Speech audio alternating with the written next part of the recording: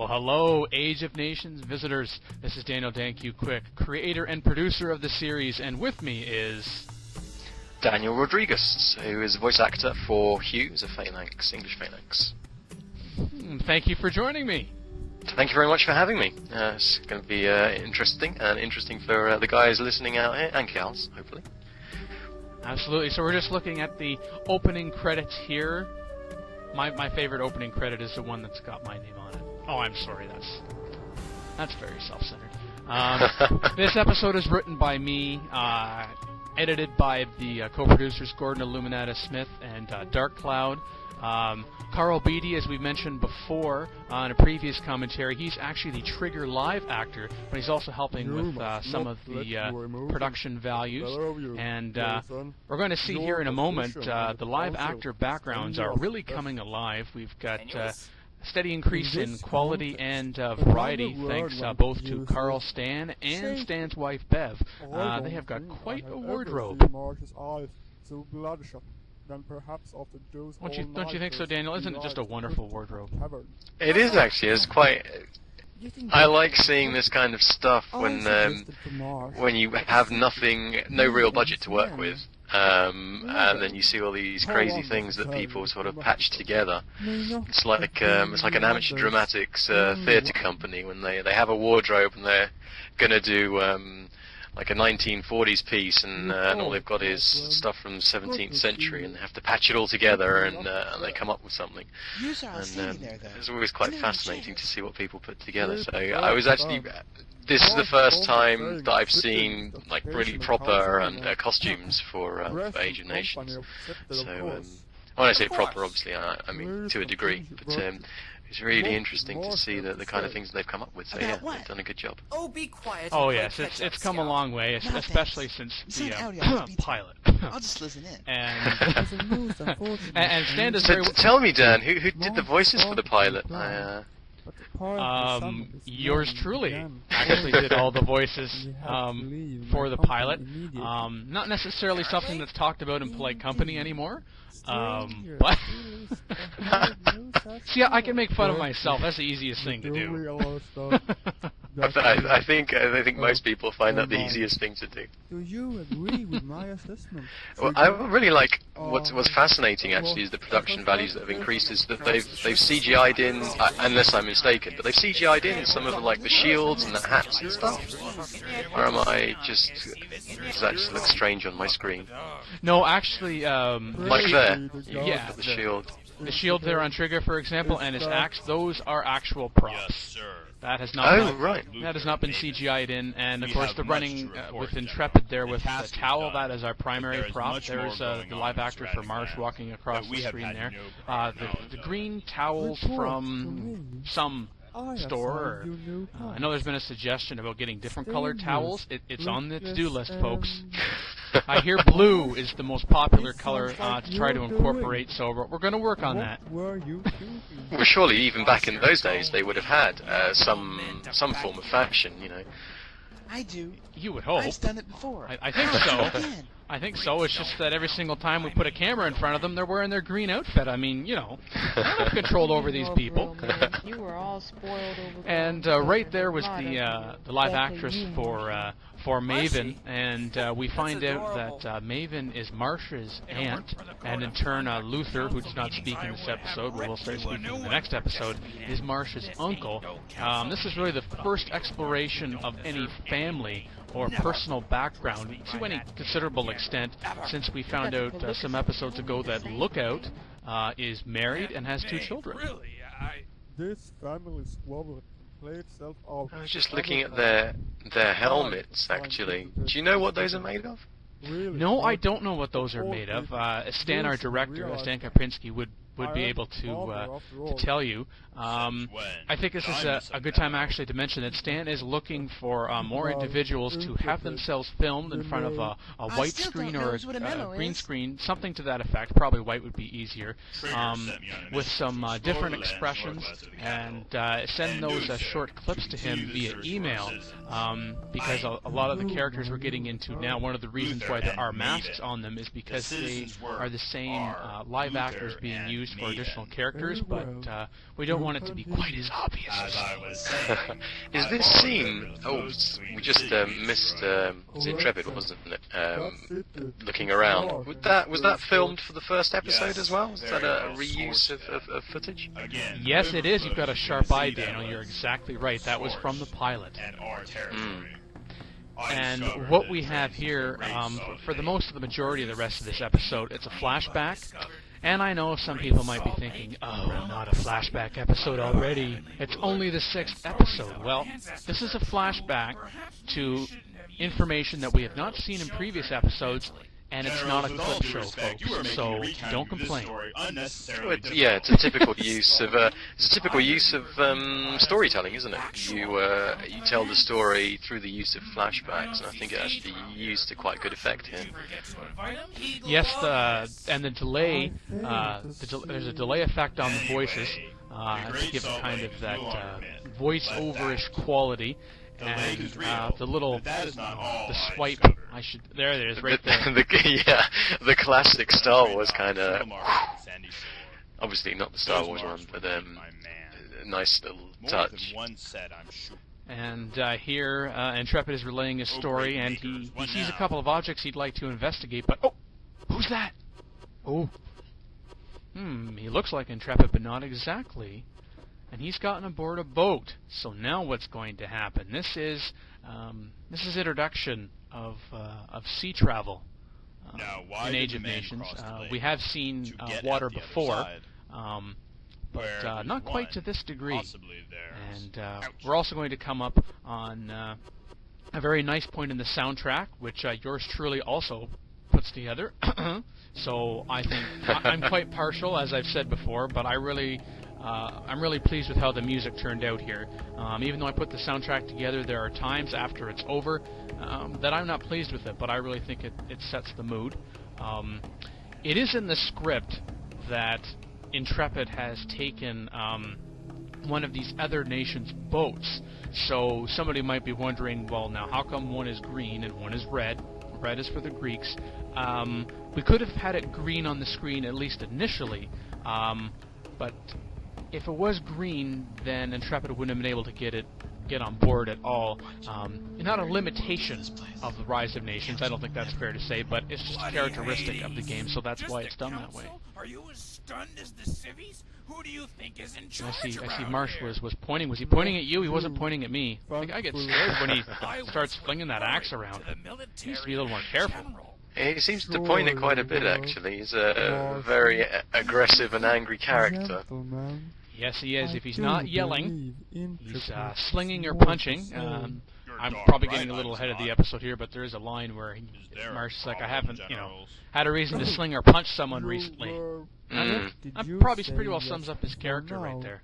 And there's the live actor for Jason in the background, one of the councilmen, while Virtue is talking. Carries that torch well for all of us. I don't know if anyone who's listening, or yourself, Dan, has ever watched Stargate SG-1, but he always reminds me, whenever I see him, he reminds me of Teox Mentor. For those of you that don't know what I'm talking about, just ignore me. But Braytac, that's it. Reminds me of Braytac.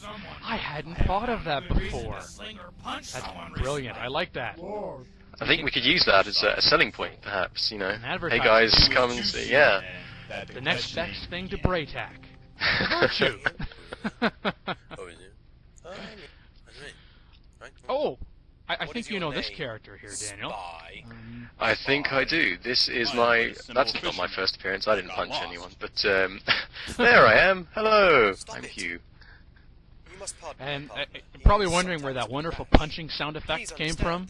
I am actually. I was going to ask. Okay, well... Who did you have to beat up? Well, that was just...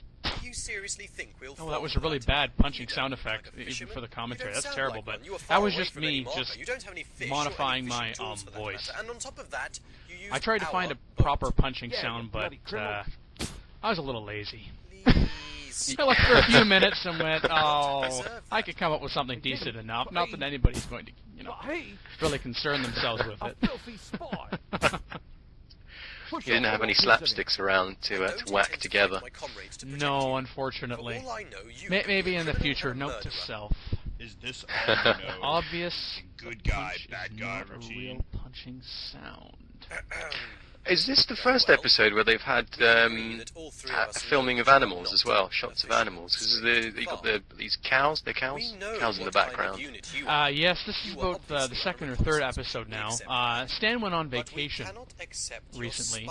Even though he's the director of the series, he actually had the nerve to go on vacation. But That's terrible. Nicely, and I may know. tell you But something of he did value. make himself useful while he was on Nicely, and I vacation. might He get just you a didn't microphone. relax.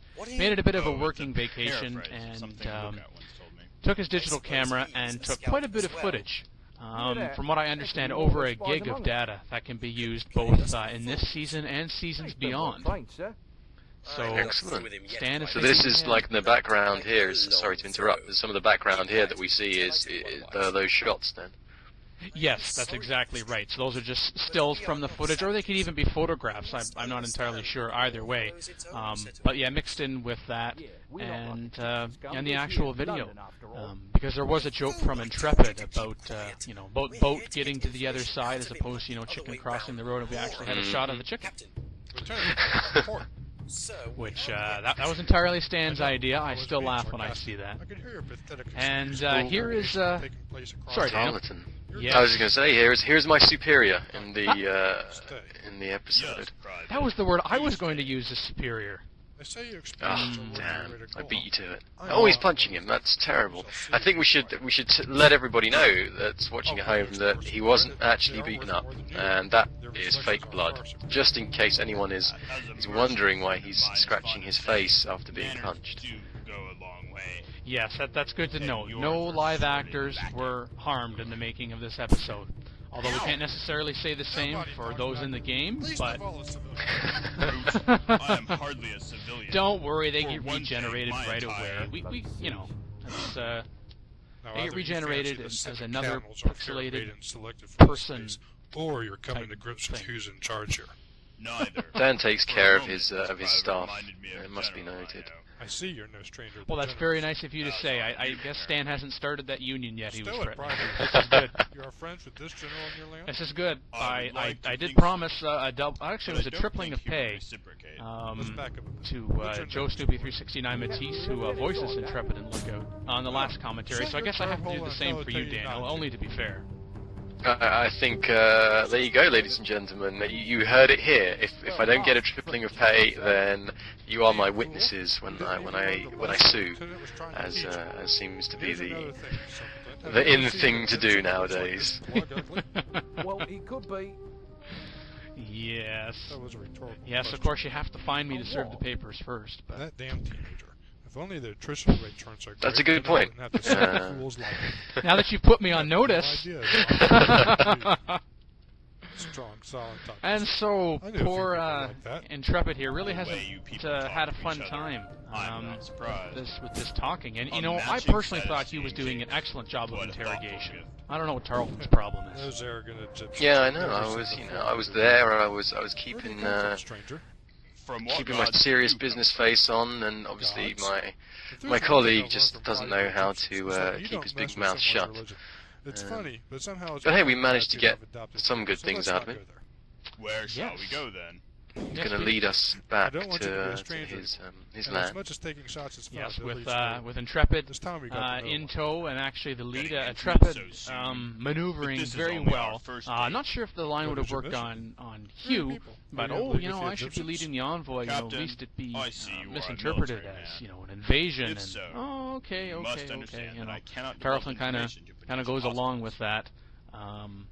Your But we last are words going in to life, see potential coming up hostiles. that You're not here to spy on us, but to in evaluate Intrepid whether or as not we as pose a well threat as to you. Phalanx number 2, voiced don't by bother Daniel replying. Pence, There's no need introducing for him that. as a voice actor as well in this We've episode. come to mutual Oh, understanding. and speaking of blood I and can being give you punched, some there's Intrepid cooperation wiping his face. on two Conditions. Another nice touch Don't we there. think highly That of ourselves? Tarleton interested just does after not all. hit I'm listening. Intrepid. My arrival here is not But a we'll get to prelude that shortly. invasion, That's a little. if that is what you Of are course, afraid of. We assume that everybody listening to this I commentary will has lead watched your the episode envoy at back first, so to we're my not homeland. really Since I holding know what anything yours back. is, it is only fair But to show you I thought it mine. sounded kind of suspenseful that I way. don't think. If your intentions are indeed peaceful. I was going to say that this section of Approach being text for me was Indeed, what would my people think if their the honor script was was harmed? actually one of the They would most see you as being no better than funniest bits that I've read because obviously they've caught Intrepid and he's trying to get out of it by saying that he's a fisherman. How about we And, say I keep my feet to Hugh's not myself having now? any of it, Perhaps and we'll look at the answer. he goes into a sort of a nice comic spiel about how he knows he's not a fisherman because he's got no Is there something no else? nets and no Look at this fish one. and, Then, and no listen. fishing I rod. stopped going to the And the store. boat that he used was their own boat, and they sort of take a moment and pause, and they're like, "Okay, so what do you really want?" I am Tarleton There's a nice bit of. Let us prepare for our You journey. can see that the script has come along a little bit since the first couple of It was episodes. then that I realized that Yeah, they were not yeah. The responsible. well, actually, in Third the first Amendment commentary, system. or it Carlton, might have been an myself, accompanying press some release of to that. It was, these don't worry spies about things not boarded moving two very small fast boats and in were the first escorted by a episode because larger it will ship pick up. commanders. Well, see, folks, we deliver Their war with on these our promises. Egyptians, General. Yes, we do. So, since we deliver on our promises, that double and tripling of your pay there, Daniel, that is going to Yeah, happen. you For the see. same reason, See. General. Centuries of Once again, we return with that wonderful music Their with fleet the of soundtrack, crafts has been and decimated. we're back from the flashback for a little bit here. But during that overwater conversation, we find out that the British are at war with the Egyptians, and we've seen the Egyptians before, introduced back in episode 103 with Terwako Men I lost and my bearings too quickly. his companion, whose I'm name we are afraid going to to find out later in this almost episode. them again. And from the sound of things, the British are losing the war. Especially over the sea, because Tarleton. the What- transports what is that it? Intrepid Captain, and Co are on are actually one of the smaller ships of the fleet, not larger ones. And we find out that There must be another because of the war, they don't actually have that many. As you can see in this, you compare the English ones to the Greek. Never speak of that in the presence of foreigners. No, not a Greek, I the Egyptian. thought we were There you go, friends. yeah. Lapse of brain functions there for a second. Not today. That is all. You're just checking to see that people are still paying attention. That's good. Absolutely, I've yes. been meaning Are to you do paying that. attention at home? The There's a Egyptians quiz later. succeeded No, in not breaking really. us up. I ended That's a up test. on an eastern No, shore, not a test either. along with some British men. And so we Our have escort must we've have now gotten landed, turned around, and for we Intrepid never has saw been them again. separated. Of A second course, boat, carrying the most ship of with most Tarleton's of the men, British troops got caught in a has strong gotten wave of lost, water. leaving I imagine they were captured Intrepid by the and Egyptians. Tarleton, and much to Tarleton's disgust, as well as Hugh. Is it not, sir? Yeah, nice Is little everyone all right? another little banter bit between the two, Well, I a little see. bickering. Only 3 of us from our It's past. nice actually because that is kind the of thing third? helps bring the characters to life because you can really Oh, hear. Well, it's open. Private. Although the actors have to pull that out, it's nice because you get a little background between Remember your place, between Lieutenant. Intrepid I and am not between your Hugh and Tarleton. With friends like you, And indeed, to mention, talking about family backgrounds that we've looked at Lookout in episodes Gentlemen, before March I earlier do in this believe- episode, and we Remember actually yours find out too, that Hugh has a sister, I'll gladly strike and you dead if my Tarleton words has are being been, lost in the translation. how shall we say, you involved look with hurt, her. Intrepid. Did Tarleton So, perhaps a give little you bit of his tension between the two there. or a strange Um, speech? But He's been Intrepid is the only one perfecting that's his delivery paying for attention to what's years. going on around them. Makes me wonder, the I implore Egyptians you just both. kind of standing there. I guess they're interested in the conversation too, to find out why Tarleton and Hugh hate each other so much. I mean, they're just Always the standing. sweet talker and fast actor. Got my What are we sister. waiting Yeah, they are. for? They are quite clueless, aren't they? The newest property of the firm. And so they're the Egyptians they're attacking now, and as we said, we don't know what's happening to poor Hugh. He's not very well, and Intrepid's not able to tell us, and we're going to find out why Intrepid's not going to be able to tell us shortly.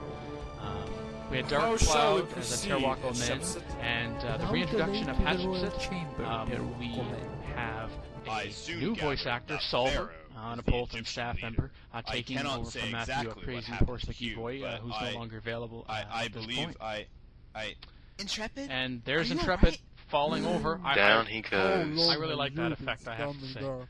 How did you hear of this? First time I meeting? saw that, I thought, what? I And I met was, that oh, shifty right, Intrepid's not well. Achilles. And No, we saw no. Intrepid get a little annoyed I earlier cannot at the generals focus- for focus interrupting on- him, on and what? Intrepid's usually keeping his cool.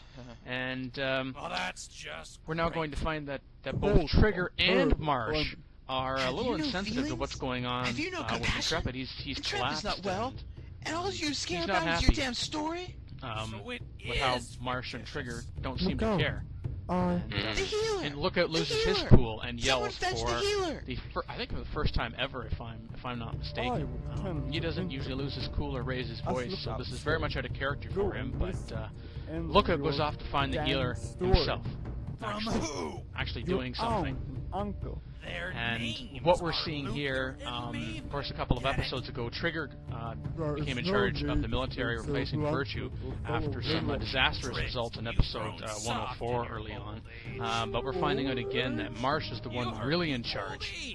And Marsh even goes as far as to give Trigger an order this time, not just suggesting that he should do something, How but dare you this threaten is who is me? going to question This is Luther and Maven insubordination. and be done with Yes, it. your mind is failing you after all. There you go. How you so Setting it up, I would respect presume, Maven for further antics to be seen in other episodes.